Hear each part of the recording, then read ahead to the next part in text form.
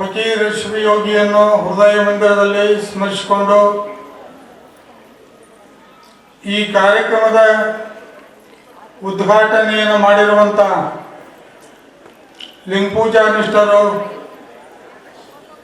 ನಮಗೆ ಆತ್ಮೀಯರಾಗಿರುವಂಥ ಹೊಸರೀತಿಯ ಗುದ್ಲೀಶ್ವರ ಮಹಾಸ್ವಾಮಿಗಳಲ್ಲಿ ಶರಣಂದು ಕಾರ್ಯಕ್ರಮದಲ್ಲಿ ಭಾಗವಹಿಸಿ ನಿರ್ಗಮಿಸಿರುವಂಥ ಸಿದ್ಧಲಿಂಗ ದೇವರೇ, ಈ ಸಂಸ್ಥೆಯ ಸಂಸ್ಥಾಪಕರೇ, ಅಧ್ಯಕ್ಷರೇ, ಖಜಾಂಚಿಗಳೇ, ಸಕಲ ಸದಸ್ಯರೇ, ವಿದ್ಯಾರ್ಥಿನಿಯರೇ, ಪಾಲಕರೇ, ಸನ್ಮಾನಗೊಂಡಿರುವಂಥ ಎಲ್ಲ ಶಿಕ್ಷಕ ವೃಂದವೇ, ಮಾಧ್ಯಮದವರೇ, ಇಲ್ಲಿಯವರೆಗೆ ಕಾರ್ಯಕ್ರಮ ಬಹಳ ಅದ್ಭುತವಾದಂಥ ರೀತಿಯಲ್ಲಿ ನಡೆದಿದೆ. ಪರೀಕ್ಷೆ ಮುಗಿದಿದ್ದು ಮಾಸ್ತರ್ ಪೇಪರ್ ಚೆಕ್ ಮಾಡ್ತಿದ್ರು.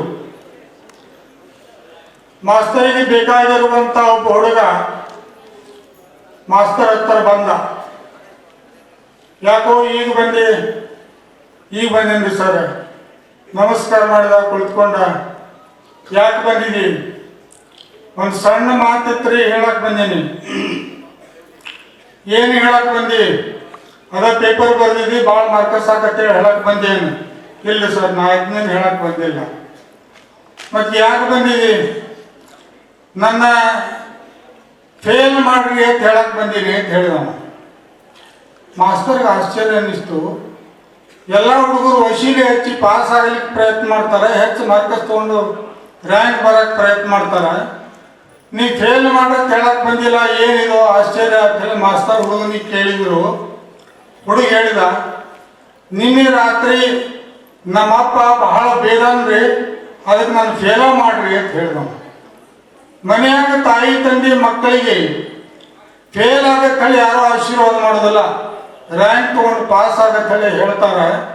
ನೀ ಈ ಥರ ಫೇಲ್ ಮಾಡ್ರಿ ಅಂತ ಹೇಳಕ್ ಬಂದಿಲ್ಲ, ನಿಮ್ಮಪ್ಪ ಏನಂತ ಬೇದಾನ ಅಂತ ಕೇಳಿದರು. ನೀನು ಒಳ್ಳೆ ಮಾರ್ಕಸ್ ತೊಗೊಂಡು ರ್ಯಾಂಕ್ ಹಚ್ಚಿ ಪಾಸ್ ಆದರೆ ಮೆಡಿಕಲ್ಗೆ ಅಥವಾ ಇಂಜಿನಿಯರ್ಗೆ ಕಳಿಸ್ತಾನೋ, ಫೇಲ್ ಆದರೆ ಮದುವೆ ಮಾಡ್ತಾನ, ಅದಕ್ಕೆ ಫೇಲ ಮಾಡ್ರಿ ಅಂತ ಹೇಳಿದ. ಅವಾಗ ಮಾಸ್ತರ್ಗಾದ್ರೆ ಅದ ಹುಡುಗನ ಪಾದದಿಂದ ತಲೆ ತನಕ ನೋಡಿದ. ಮಗನ ಎಷ್ಟು ವಯಸ್ಸಾಗವಲ್ಲ ಅಂತ ಕೇಳಿದ. ಈಗ 16 ಅಂದ. 16ನೇ ವಯಸ್ಸಿಗೆ ಮದುವೆ ಆಗ್ಬೇಕನ್ನುವಂಥ ಆಶೆ ನಿನ್ನ ಮನಸ್ಸಿನಾಗ ಹುಟ್ಟೈತಾನ.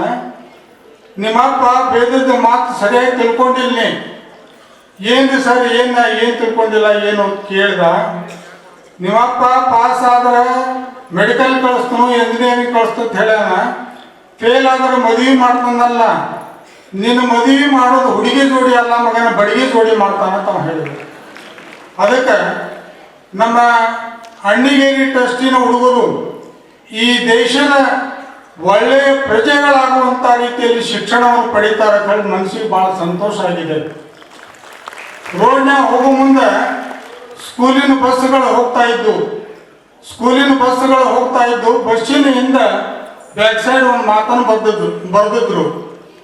ಸೈಡ್ ಮತ್ತು ಬ್ಯಾಕ್ ಸೈಡ್ ಒಂದು ಮಾತನ್ನು ಬರೆದಿದ್ರು. ಬಸ್ಸಿನಲ್ಲಿ ರತ್ನಗಳಿವೆ ಹುಷಾರಕ್ಕೆ ಬರೆದಿದ್ರು. ಬಸ್ಸಿನಲ್ಲಿ ರತ್ನಗಳಿವೆ ಹುಷಾರಕ್ಕೆ ಬರೆದಿದ್ರು.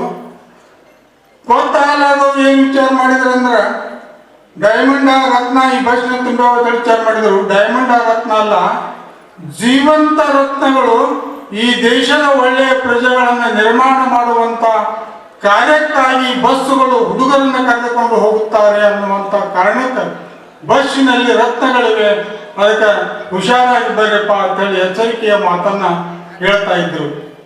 ಮಾಸ್ತರ್ ಮನೆಯಲ್ಲಿ ಕುಳಿತಿದ್ರು. ಮಾಸ್ತರ್ ಕೈಯಾಗ ಕಲ್ತಿರುವಂಥ ಹುಡುಗ ಅವ ನೌಕರಿ ಮಾಡ್ತಾ ಇದ್ದ. ಗುರುಗಳಿಗೊಂದು ತಾನು ಶಾಲೆ ಕಲಿಯ ಮುಂದೆ ಅವನ ಮಾತನ್ನು ಕೇಳಬೇಕನ್ನುವಂಥ ಆಶೆ ಇತ್ತು. ಕೇಳುವ ಧೈರ್ಯ ಬಂದಿರಲಿಲ್ಲ. ಬಿಡುವಿನಲ್ಲಿ ಊರಿಗೆ ಬಂದ. ನೌಕರಿ ಮಾಡ್ತಾ ಬಿಡುವಿನಲ್ಲಿ ಊರಿಗೆ ಬಂದ. ಗುರುಗಳಿಗೆ ಭೇಟಿ ಆಗಬೇಕನ್ನುವಂಥ ಆಶೆ ಮನಸ್ಸಿನಲ್ಲಿತ್ತು. ಹಣ್ಣು ತಗೊಂಡ, ಮಾಸ್ತರಿ ಬಟ್ಟೆ ತಗೊಂಡ, ಮಾಸ್ತರಿ ಕಣಕ ತಗೊಂಡ. ಗುರುಗಳಿಗೆ ಏನಾದರೂ ಕೊಡಬೇಕನ್ನುವಂಥ ಹಂಬಲದಿಂದ ಕೆಲವು ವಸ್ತುಗಳನ್ನು ತೆಗೆದುಕೊಂಡು ಗುರುಗಳ ಹತ್ತಿರ ಬಂದ. ನಮಸ್ಕಾರ ಮಾಡಿದ, ಕುಳಿತುಕೊಂಡ. ಮಾಸ್ತರ್ ಯೋಗಕ್ಷೇಮ ಎಲ್ಲ ಕೇಳ್ದ, ಸುಖ ದುಃಖ ಕೇಳ್ದ. ಏನಾದರೂ ಅಡಚಣೆ ಇದ್ರೆ ಕೇಳಿ ಗುರುಗಳ, ನಾನು ನಿಮ್ಗೆ ಕೊಡ್ತೇನೋ. ನಿಮ್ಮ ಕೈಯಾಗ ಕಲ್ತಿರುವಂಥ ಹುಡುಗ ನಿಮ್ಮ ಕೈಯಾಗ ಕಲ್ತು ಶಾಣೆ ಆಗೇನು, ಮೆಟ್ಟಿಗೆ ಹತ್ತೇನು ಅನ್ನುವಂಥ ವಿಚಾರವನ್ನು ಮಾಸ್ತರ್ಗೆ ಹೇಳಿದ. ಹೇಳಿದ ಮೇಲೆ, ಸರ್ ನಿಮ್ಮ ಕೈಯಾಗ ಶಾಲೆ ಕಲಿ ಮುಂದೆ ಒಂದು ಪ್ರಶ್ನೆ ಕೇಳಬೇಕು ಅನ್ನುವಂಥ ಆಶೆ ಮನುಷ್ಯನಾಗಿತ್ತು. ಕೇಳುವಂಥ ಧೈರ್ಯ ಆಗಿರಲಿಲ್ಲ. ಈ ಕೇಳು ಸಲ ಬಂದೀನಿ ಅಂತ ಹೇಳ್ದ. ಏನು ಕೇಳಪ್ಪ ಅಂತ ಹೇಳಿದ್ರು. ನೀವು ಶಾಲೆ ಒಳಗೆ ಕಲಿಸೋ ಮುಂದೆ ಪಿರಿಯಡ್ ಗಂಟೆ ಹೊಡೆದ ಕೂಡಲೇ ಒಳಗೆ ನೀವು ಬಂದ ಕೂಡಲೇ ಎದ್ದು ನಿಂತು ನಾವೆಲ್ಲರೂ ನಿಮಗೆ ನಮಸ್ಕಾರ ಅಂತ ಹೇಳ್ತಿದ್ದೀವಿ. ನೀವು ಪ್ರತಿಯಾಗಿ ನಮಸ್ಕಾರ ಅಂತ ಹೇಳ್ತಿದ್ರಿ. ನೀವ್ಯಾಕೆ ನಮಸ್ಕಾರ ಹೇಳ್ತಿದ್ರಿ? ನಾವು ಹೇಳೋದು ಯೋಗ್ಯ, ನೀವು ಆಶೀರ್ವಾದ ಮಾಡೋದು ಯೋಗ್ಯ, ನೀವು ಯಾಕೆ ನಮಗೆ ನಮಸ್ಕಾರ ಹೇಳ್ತಿದ್ರಿ ಅಂತ ಹೇಳಿ ಮಾಸ್ತರ್ ಕೇಳಿದಾಗ ಹುಡುಗ ಕೇಳಿದಾಗ ಮಾಸ್ತರ್ ಹೇಳ್ತಾರ, ನನ್ನ ಕೈಯಲ್ಲಿ ಕಲಿಯುವಂಥ ಮಕ್ಕಳ ಒಳಗೆ, ನನ್ನ ಕೈಯಲ್ಲಿ ಶಿಕ್ಷಣವನ್ನು ಕಲಿಯುವಂಥ ಮಕ್ಕಳ ಒಳಗೆ ಯಾರಾದರೂ ಈ ದೇಶದ ಮಹಾತ್ಮ ಗಾಂಧಿ ಅಂತವ್ರು ಆಗೋರಿದ್ರೆ, ಕಿತ್ತೂರು ಚೆನ್ನಮ್ಮನಂತವ್ರು ಆಗೋರಿದ್ರೆ, ಲಾಲ್ ಬಹದ್ದೂರ್ ಶಾಸ್ತ್ರಿ ಅಂತವ್ರು ಆಗೋರಿದ್ರೆ, APJ ಅಬ್ದುಲ್ ಕಲಾಂ ಅಂತವ್ರು ಆಗೋರಿದ್ರೆ ನನ್ನ ನಮಸ್ಕಾರ ಅವ್ರಿಗೆ ಮುಟ್ಲಿ ಅಂತ ನಾನು ನಮಸ್ಕಾರ ಹೇಳ್ತಿದ್ನಿ ಅಂತ ಹೇಳಿ ಆ ಮಾಸ್ತರು ಹುಡುಗನಿಗೆ ಉತ್ತರ ಹೇಳಿದರು. ಹುಡುಗನಿಗೆ ಆನಂದ ಆಯ್ತು, ಸಂತೋಷ ಆಯ್ತು. ಹುಡುಗ ಮಾತು ಕೇಳ್ತಾನೆ, ನಾವು ಕಲಿಯುವಾಗ ಈ ಮಾತನ್ನು ಹೇಳಿರಿ ಸರ, ನಮಗೆ ಯಾರಾದರೂ ಒಳ್ಳೆಯವರಿದ್ರೆ ನಮಸ್ಕಾರ ಮುಟ್ಲಿ ನಮಸ್ಕಾರ ಹೇಳಿರಿ. ಈಗ ಮಾಸ್ತರ್ ಕ್ಲಾಸ್ ರೂಮ್ನಾಗ ಹೋದಾಗ ಹುಡುಗರು ನಮಸ್ಕಾರ ಅಂತ ಹೇಳಿದ್ಮೇಲೆ ಮಾಸ್ತರ್ ನಮಸ್ಕಾರ ಅಂತ ಹೇಳ್ತಾರ. ಈಗ ಯಾಕೆ ಮಾಸ್ತರ್ ನಮಸ್ಕಾರ ಅಂತ ಹೇಳ್ತಾರ ಅಂತ ಹುಡುಗ ಕೇಳಿದಾಗ, ನಮ್ಮನ್ನು ಕ್ಲಾಸ್ ರೂಮಿನಿಂದ ಜೀವಂತ ಹೊರಗೆ ಬಿಟ್ಟರೆ ಸಾಕು ಅಂತ ಹೇಳ್ತಾರ ಅಂತ ಹೇಳಿದ್ರು. ಅಂದರೆ ಸಂಸ್ಕಾರದಲ್ಲಿ ಇಷ್ಟು ಪರಿವರ್ತನೆ ಆಗಿದೆ, ಸಂಸ್ಕಾರದಲ್ಲಿ ಇಷ್ಟು ಬದಲಿ ಆಗಿದೆ.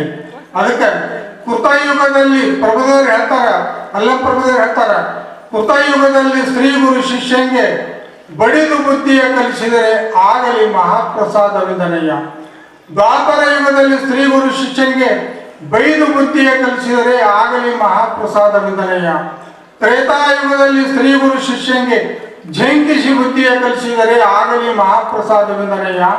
ಕಲಿಯುಗದಲ್ಲಿ ಶ್ರೀ ಗುರು ಶಿಷ್ಯಂಗೆ ವಂದಿಸಿ ಬುದ್ಧಿಯ ಕಲಿಸಿದರೆ ಆಗಲಿ ಮಹಾಪ್ರಸಾದವಿಂದನಯ್ಯ. ಪ್ರಭುದೇವರು ಹೇಳ್ತಾರೆ, ನಿಮ್ಮ ಕಾಲದ ಕಟ್ಟಳೆಯ ಕಲಿತನಕ್ಕೆ ಆನು ಬೆರಗಾದನಯ್ಯ ಗುಹೇಶ್ವರ ಅಂತ ಹೇಳಿ ಪ್ರಭುದೇವರು ಹೇಳ್ತಾರೆ.